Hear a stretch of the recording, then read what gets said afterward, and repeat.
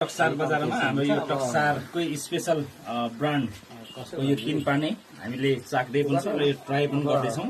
यो कतिको पावरफुल छ भनेर है हामीले प्लेटमा थोरै हामी 3 पानी राखेका छौँ र यसलाई चाहिँ हामी लाइटरले आगो लगाउँदैछौँ। कतिको बल्छ बल्दैन हेर्नु होला ल।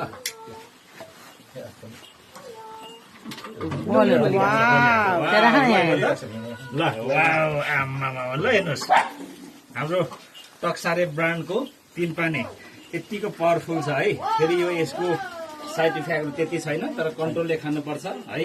थोरै त्यतिकै औषधि खाने धेरै कुराहरू धेरै भयो भने दुध पनि दिगको काम गर्छ भने अब हामीले बुझ्नु पर्यो। यसलाई चाहिँ हामीले सदुपयोग गरेर चाहिँ हामीले खाने हो भने यसले हामीलाई फाइदा गर्दैन, फाइदा गर्छ।